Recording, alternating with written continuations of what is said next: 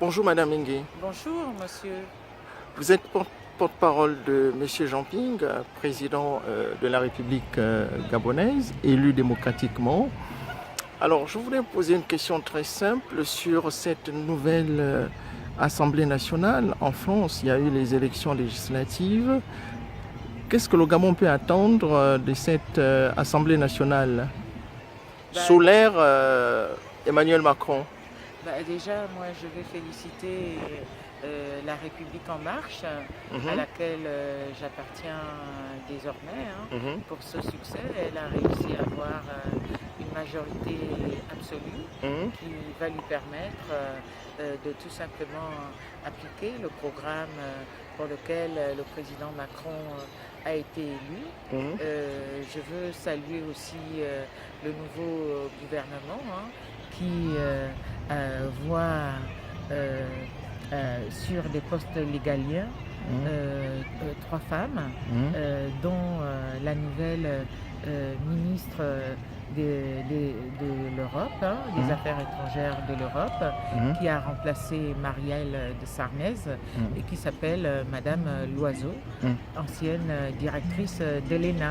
mhm, Je suis sûre, d'ailleurs, Madame Loiseau a écrit un ouvrage sur la démocratie à raconter aux enfants. Et justement, les enfants gabonais feront bon usage de ce livre sur la démocratie écrit par Madame Loiseau. Pour revenir à votre question, l'ancienne majorité, euh, euh, Socialiste. oui, tout à fait. En ce temps-là, j'étais socialiste, en effet. J'étais membre des instances du Parti socialiste. Euh, avait la majorité au Sénat, avait la majorité à l'Assemblée nationale. Et, euh, et le président de la République était un socialiste. Il a eu toute la latitude pour reconnaître le président Ping. Ça n'a pas été fait. Donc, je prends à titre personnel acte du fait qu'il n'ait pas reconnu le président Ping. Mais par la façon dont le président Macron envisage les choses, tant sur la Syrie que sur l'Afrique, En euh, travaillant collectivement avec l'Union européenne, les différents membres en fait, de... mon souhait est que la France puisse suivre Hmm. les recommandations de l'Union européenne. Je n'imagine pas un seul instant que la France ait une position qui ne soit pas celle de l'Union européenne, puisque l'Union européenne A eu une place importante a au une cours de place l'élection présidentielle. et que le président Macron est, est européen.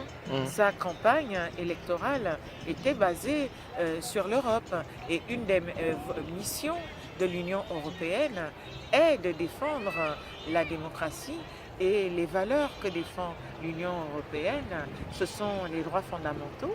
Et d'ailleurs, le président Macron l'a rappelé avant-hier lors de sa conférence de presse quand il a parlé des réfugiés.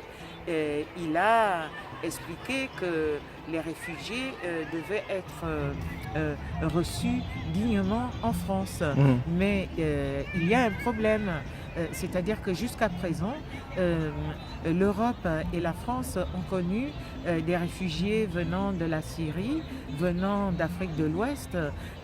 Si la France et d'autres pays continuent à soutenir des dictateurs, ce sont des réfugiés, pas seulement économiques, mais des réfugiés politiques qui fuiront le Gabon parce qu'il est impossible désormais de vivre au Gabon quand on a des idées différentes que celles des membres du régime. Donc, visiblement, le président Macron soigne le fond et la forme C'est-à-dire, dans sa façon de faire de la politique. hmm, C'est-à-dire que il pose des actes avec des symboles. Par exemple, il pose des actes avec des symboles. Il sait ce qu'est le continent africain, puisqu'il y a effectué un stage au Nigeria. Mais ce qui est intéressant, c'est qu'il n'a aucun lien, ni économique, ni un quelconque lien avec ceux qui dirigent actuellement l'Afrique centrale et le continent africain. En ce qui me concerne, j'ose espérer que le président Macron ne se désolidarisera pas des décisions de l'Union européenne. Et que, C'est-à-dire, c'était quoi la décision précisément sur le Gabon?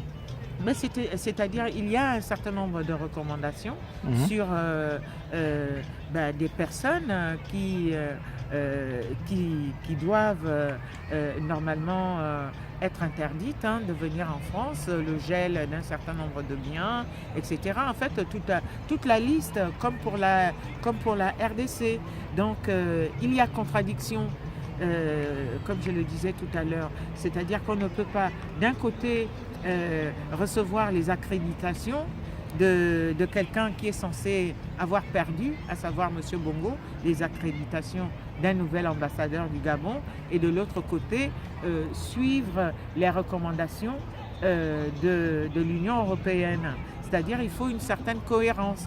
Si la France considère que M. Bongo n'a pas été élu de façon légale, de façon normale, alors un ambassadeur proposé par M. Bongo n'a pas de raison d'être.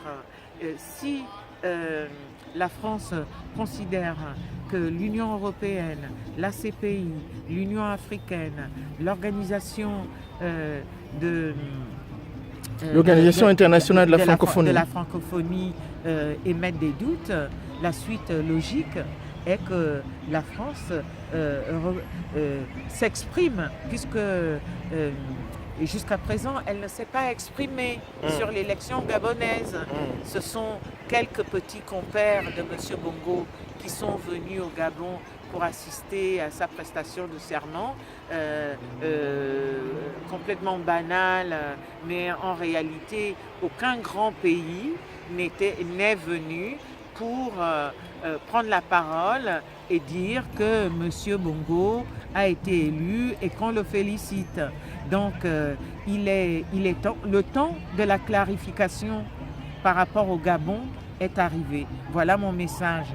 Le temps de la clarification par rapport au Gabon. D'autant plus que nous avons énormément de chantiers communs à mener. C'est-à-dire C'est-à-dire du point de vue économique, réaménager. La France est notre premier partenaire, c'est-à-dire tout est à refaire au niveau des travaux publics. Donc tout est à refaire au niveau de l'organisation de l'agriculture au Gabon, parce qu'il va falloir encourager et soutenir les agriculteurs gabonais, parce que les agriculteurs européens ont des soutiens, mais les produits de l'Union européenne font concurrence à nos agriculteurs. Donc il serait intéressant aussi de voir dans quelle mesure nos agriculteurs ne pourraient pas être soutenus sur les matières premières comme le café, le cacao et puis la gestion de nos bois précieux, parce que le Gabon est un des grands producteurs de bois précieux de l'Afrique centrale. Alors, in fine, qu'est-ce qu'on peut retenir sur cette nouvelle Assemblée nationale en France, sur le cas du Gabon, en quelques mots? Sur le cas du Gabon, nous pouvons, avec une telle majorité absolue, quand on veut, on peut. C'est-à-dire que moi, j'ai bien confiance. J'ai confiance au président Macron.